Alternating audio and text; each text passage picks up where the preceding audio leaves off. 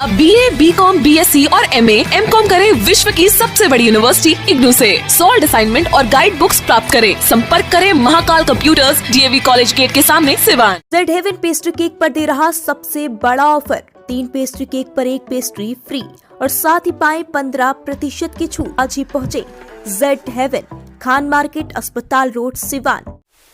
नमस्कार, news India तक देख रहे हैं आप और आपको बता दें कि चेयरमैन चुनाव को लेकर लगातार सरगर्मियां बढ़ रही हैं और कई सारे ऐसे उम्मीदवार हैं जो रोज अपने उम्मीदवारी का दावा कर रहे हैं और हम लोग भी अपने चैनल के माध्यम से लगातार उन नेताओं के बीच, चेयरमैन उम्मीदवारों के बीच जा रहे हैं और उनसे बातचीत कर रहे हैं और उनसे रूबरू हो रहे हैं और जानने का प्रयास कर रहे हैं कि किन वादों के साथ वो जनता के बीच जा रहे हैं। आज हम लोग पहुंचे हैं दरोगा खान जी के पास। आपको बता दें कि ये इस बार चेयरमैन के उम्मीदवार हैं और चेयरमैन का चुनाव लड़ेंगे। हमारे साथ मौजूद, हम इनसे बातचीत करेंगे।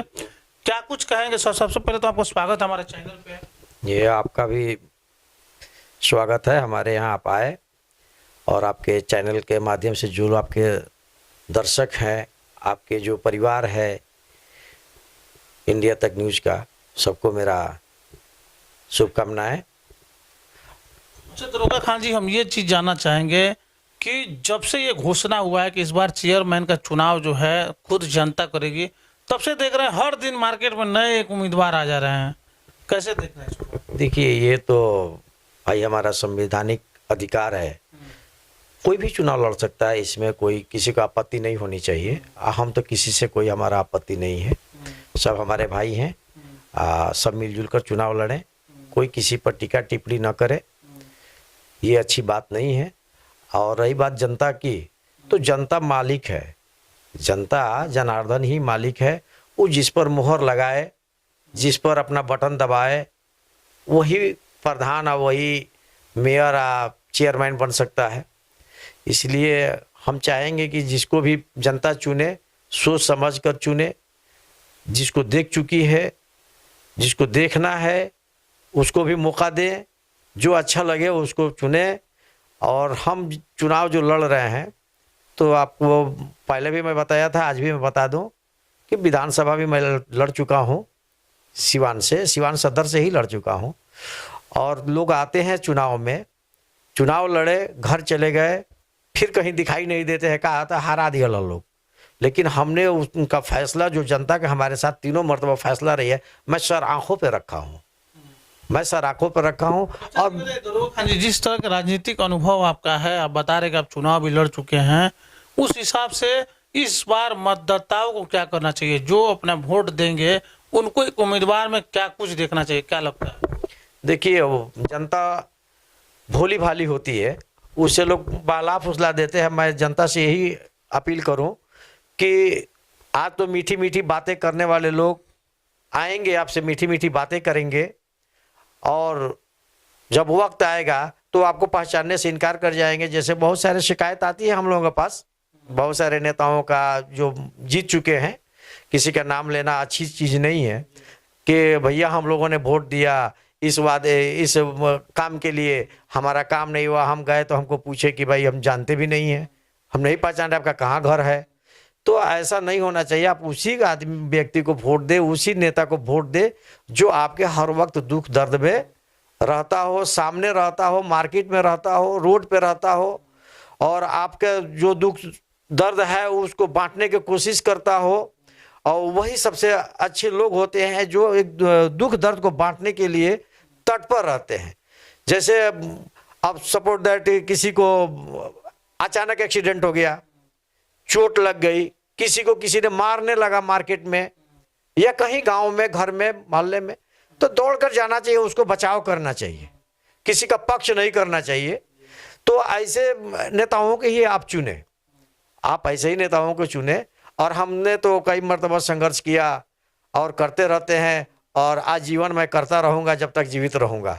मैं सेवा के भावना से ही करता हूँ। हमको कोई लोभ लालच नहीं है कि ये कुर्सी मिल जाए तो मैं यार पति बन जाऊँ। कुदरत ने मुझे हर कुछ दिया है। सबसे बड़ी चीज़ तो वो होती है कि औलाद, घर, जमीन जायदाद, इसी के लालच होते हैं। कुदरत ने मुझे दिया है, हमारे बाप दादाओं के बहुत सारी प्रॉपर्टियाँ, इसके लिए कोई ही नहीं है, ये सब लोभ लालच नहीं है। और हमको जो जानते हैं सिवान के लोग, इस कि मैं निस्वार्थ हमारा कोई स्वार्थ नहीं होता है, मैं उसके लिए लोगों के साथ लगा रहता हूँ। अच्छा दरोगा खान जी, एक उम्मीदवार हैं जो ये भी कह रहे हैं कि अगर किसी को निस्वार्थ भाव से लोगों की मदद करनी है, लोगों की सेवा करनी है, तो फिर उनको चुनाव लड़ने की क्या जरूरत है, ऐसे भी लोग कह रहे हैं। देखिए, चुनाव लड़ना उनका जन्मसिद्ध अधिकार है इस देश में, वो चुनाव लड़ेंगे, उनको लड़ना चाहिए। देखिए, जो मदद करता है, जो समाज में रहता है, उसको चुनाव लड़ना चाहिए। अन्यथा कहाँ से टाटा बिरला आकर चुनाव लड़ेगा? अगर पैसे की बात आ जाए, जैसे आपका कहने का मतलब है कि पैसा, मदद की बात कर रहे हैं, मदद ऐसे भी करते हैं। एक उम्मीदवार ऐसे हैं जो कहते हैं अगर मदद की भावना है तो आप बिना पद के भी मदद कर सकते हैं, इस तरह की बात कर रहे हैं। देखिए, पद आता है, पद आएगा तो कल किसी के बच्चे को एक्सीडेंट हो गया, चोट लग गया, बीमार पड़ गया, गिर गया, किसी बहन बेटी की शादी है, अच्छे तरीके से मदद होगा। अच्छे तरीका से जो गवर्नमेंट का फंड है उसके लिए उसको देने का उसके कलम में ताकत होगा। वो अफसोस नहीं करेगा कि काश हम उठा कर ले गया 5 रुपया का पानी उसको हम नहीं पिलाए, मेरे जेब में नहीं है। तो वो गवर्नमेंट के तरफ से अलाउ है करने के लिए। हर जनप्रतिनिधि को ये छूट है कि 500, 1000, 2000, 5000, 50,000, 1 लाख खर्च करे। विकलांग है ना, तो उसको खर्च करे। ये नहीं कि हम कहीं से उसको आज वो मदद नहीं होती है। वो तो आज अगर हम किसी को दे दें कि व्हील चेयर क्या ना विकलांग को, तो कहाँ से देंगे? हम तो कहीं से कर्जा खोजेंगे या चंदा मांगेंगे या अपने घर से देंगे। पद पे होंगे तो वो तो सरकार से न होगा, एक आदमी को कर पाएंगे, अनेक आ जाएगा तो कहाँ से करेंगे हम? तो ये चीज देखिए, वैसे लोगों को ही जीतना भी चाहिए, जनता को वैसे लोगों को चुनना भी चाहिए, जिताना भी चाहिए। जिस तरह से सिवान के भी हालात बने हुए हैं, सिवान का लाइफ लाइन कहा जाता था, सिवान का दहा नदी पुल जो कि आज बंद है, लोगों को काफी दिक्कत हो रही है। तो आपको नहीं लग रहा है कि सिवान की जनता सिर्फ और सिर्फ ठगी गई है? देखिए, सिवान की जनता, आपसे मैंने कहा कि भोली भाली है। जनता को सुला दिया गया है लोरी सुना सुना कर, लोरियां सुना सुना कर। एक से एक लोरियां आती हैं जब इलेक्शन आता है, विधानसभा, लोकसभा, मुखिया या नगर का, तो लोरिया सुनाया जाता है अपने अपने भाषा का। इस भाषा के लोरी में ही हमारी जनता बह जाती है। हमने इस चीज को उठाया था 26 अगस्त को, जिस वक्त आप देखे होंगे जब वो लोग बंद कर रहा था, तो मैं वहां पहुंचा। जब पहुंचा तो मैंने कहा कि थोड़ा रास्ता छोड़ दिया जाए पैदल आने जाने के लिए, तो उस पर बहुत सारे बातें आ गई। अब मैं किसी को कुछ कहना नहीं चाहता हूँ, हमारी बात तो प्रशासन से ही या सरकार के तंत्र से ही होता है। तो 26 अगस्त की बात है, नहीं माना प्रशासन। बाद में फिर उसको पैदल आने जाने के लिए थोड़ा सा रास्ता खोलना पड़ा। ठीक है, आज अब रास्ता खुल रहा है नहीं खुल रहा है, ये तो हमारे डीएम साहब, हमारे प्रशासन की काम है, सरकार की काम है कि खुलवाए उसको और शीघ्र खुलवा दे। लेकिन बाद में कुछ लोगों में ये बात चल रही है कि जैसे वो खुलेगा ना तो धंस जाएगा। जितना दिन इनको रिपेयर करने में लगा, हमको लगता है कि ऊपर वाला छत निकाल कर उसका ब्रिज का फिर से अगर ढाल दिया गया होता तो चालू हो गया होता, कब के चालू हो गया होता। तो ये गवर्नमेंट का, सरकार का क्या नियम है, रूल है? किसकी लापरवाही है? क्या जनप्रतिनिधि जो हैं, विधायक जो सांसद जीत के गए हैं, उनको तो आवाज उठाना चाहिए। क्यों ऐसा होता है दरोगा खान जी कि हर बार आम जनता को परेशान होना पड़ता है? आज अगर सिवान का दहा नदी पुल बंद है तो सिर्फ और सिर्फ किसको दिक्कत है? आम जनता को दिक्कत है। बड़े बड़े नेताओं को, जो डीएम है, जो एसपी है, उनको क्या दिक्कत है? वो तो गाड़ी घुमा के, उनको सरकार के फंड से पैसा मिल रहा है, एसी में बैठे हुए हैं और आराम से गाड़ी घुमा के 7 किलोमीटर का डिस्टेंस भी आसानी से पार कर सकते हैं। आम जनता तो हर बार ठगी जा रही है। इसको लेके क्या करना चाहिए? सिवान सदर सीओ से हमारी बात हुई 4 दिन पूर्व। हमने बात रखा कुछ बातें पर कि सर वो पुल का आप लोग ऑफिसर हैं, इसको खोलना चाहिए। तो उन्होंने कहा कि देखिए अगला महीना में ये खुल जाएगा, कोर्ट का आदेश है। एक कोर्ट का जो मामला है, न्यायालय का जो मामला है, इस वजह से हम जैसे लोग, माने हम लोगों का अंदर तो कोई पावर है नहीं, हम कोई जनप्रतिनिधि है नहीं, हमारे अंदर कोई पावर नहीं है। जनता के लिए हम आवाज उठाते भी हैं तो जनता कहती है कि भाई फलाना नेता आएगा, फलाना नेता आएगा, फलाना नेता आएगा। किसी का नाम लेने से कोई फायदा नहीं है। आपने कहा जनप्रतिनिधि जो जीते हुए हैं लोग, उन लोगों को इससे कोई मतलब नहीं है, जनता से कोई मतलब नहीं है। आप देखिए इतना ठंड बीत गया, किस जनप्रतिनिधि ने देखा मतलब कहीं अलाव लगाया, कहीं अलाव लगाया, कहीं कंबल बांटा? जो विधायक हैं, सांसद हैं, मैं नाम नहीं लेता हूँ, लेकिन नहीं कर रहे, जो काम करना चाहिए नहीं कर रहे हैं। पहले ये होता था, कलेक्टर साहब बांटते थे, जिला से भी बढ़ता था, अलाव लगवाया जाता था। ऐसी कौन सी परिस्थिति बन गई कि आज सांसद भी इनके बारे में नहीं सोचते हैं, विधायक भी इनके बारे में नहीं सोचते हैं, और यही वोटर है, यही लोग हैं जो सरकार बनाते हैं और इन लोगों को जिता के सदन में भेजने का काम करते हैं। आज ऐसी कौन सी परिस्थिति बन गई कि ये लोग जनता के बारे में नहीं सोच रहे हैं?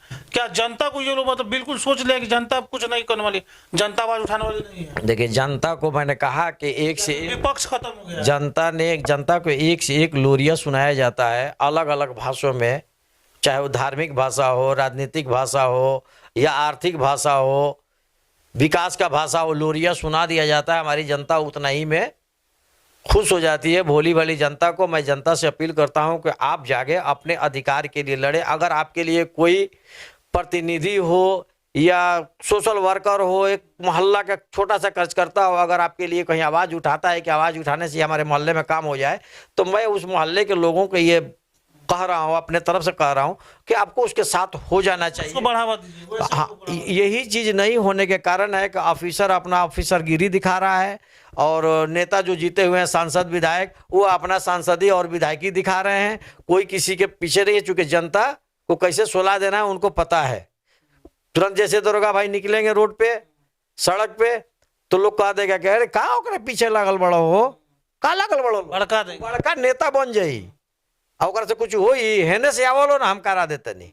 पता चला कि जनता गरीब जनता है, कमजोर जनता है, भोली भाली जनता है, सोचेगी क्या भाई ये तो हमारे सांसद है, हमारा विधायक है, हमारा मुखिया है, हमारा वार्ड पार्षद है, हमारा चेयरमैन है, इसका बात मानो, यही ना करेगा। पता चला कि वो आपको बुलाया, जैसे उधर से गए तो बैक रास्ते से वो निकल कर चला गया।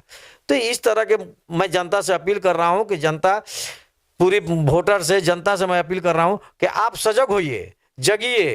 कोई जनप्रतिनिधि या कार्यकर्ता आवाज उठाता है सामूहिक कार्य के लिए, किसी विकास के लिए, किसी को आर्थिक मदद के लिए, तो आप उसका कम से कम साथ दें, जुबान से बोले। जैसे आप मीडिया हैं, हमसे बात कर रहे हैं, अगर यहाँ दो चार लोग हैं तो उनको भी आकर बात करना चाहिए कि नहीं ये बात दुरुस्त है, हम लोग इस पर अडित रहेंगे, हमको ये चाहिए। तो पुल जो बंद है, हमारी जनता नहीं आ रही है, हमने आवाज उठाया, बहुत सारे लोग आए, उसके बाद बहुत सारे नेता हैं, सांसद भी आए, आकर देखकर चले गए, लोगों को सुना दिए कि कोर्ट का मामला है, आएगा।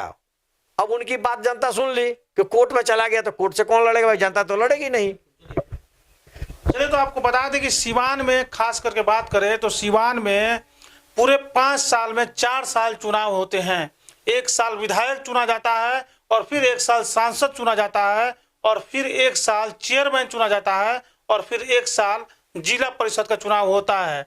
हर साल चुनाव चलते रहते हैं, हर साल विधायक और सांसद हर बार बदले जाते हैं, लेकिन बदली नहीं जाती है तो सीवान की परिस्थितियां, सीवान के लोग पिछले कई महीनों से, जो सीवान का लाइफलाइन है, दाह नदी पुल बंद है और सीवान के लोगों को 8 किलोमीटर का डिस्टेंस पार करके रोज शहर में जाना पड़ता है। सोचिए कितनी दुर्भाग्यपूर्ण बात है ये कि जिस शहर के सांसद भी हैं, विधायक भी हैं, चेयरमैन भी हैं, सारे लोग हैं, डीएम भी हैं, एसपी भी हैं, लेकिन बावजूद इसके कोई इसके बारे में कोई भी सुगबुगाहट करने वाला नहीं है कि ये पुल कब खोला जाएगा। सोचिए, लोग कठिनाई का सामना लोग कर रहे हैं, लेकिन किसी में इतनी हिम्मत नहीं है, किसी जनप्रतिनिधि में हिम्मत नहीं है कि कोई आए और आके धरना पे बैठ जाए और या फिर किसी से सवाल करे, बेबाकी से सवाल करे कि कब इस पुल का निर्माण किया जाएगा। सोचिए क्या हाल हो गया इस शहर का। ऐसा मानिए लगता है जैसे सीवान शहर अनाथों का शहर बन चुका है। आप शहर के किसी रोड पे जाइए, किसी गली में जाइए, जब जाएंगे तो देखेंगे कि वहां पे सड़क पे चारों तरफ उसको क्या किया गया है, हर सड़क पे गड्ढा कर दिया गया है। गड्ढा किस लिए कर दिया गया है? पाइपलाइन बिछाने के नाम पे सड़क को गड्ढे में तब्दील कर दिया गया है। और देखिए, जिसको ठेका दिया गया उसको कहा गया था कि जिस तरह से पाइपलाइन आप बिछाने के बाद पहले जैसी सड़कें थी वैसे ही सड़कों को कर देना है, लेकिन बावजूद इसके किसी के कान पर जू तक नहीं रेंग रही है और सीवान के लोग आज गड्ढों पे चलने को मजबूर हो गए हैं। और आप किसी गली में किसी मार्केट में, किसी बाजार में, किसी मोहल्ले में चले जाइए, चारों तरफ रोड पर गड्ढा ही गड्ढा आपको दिखाई देगा और कोई जनप्रतिनिधि आवाज उठाने वाला नहीं है। तो आप ये कह सकते हैं कि सिवान अनाथों का शहर बन चुका है। ऐसे ही तमाम खबरों के लिए बने रहिए न्यूज इंडिया तक के साथ। थायराइड, शुगर और मोटापे से हैं परेशान तो मेट्रो हॉस्पिटल सिवान है एक बेहतर समाधान। डॉक्टर MS अहमद अंतर्राष्ट्रीय कुशलताओं के साथ दे रहे हैं सेवाएं। संपर्क करें centre point, Chakiya Bindusar road, Siwan.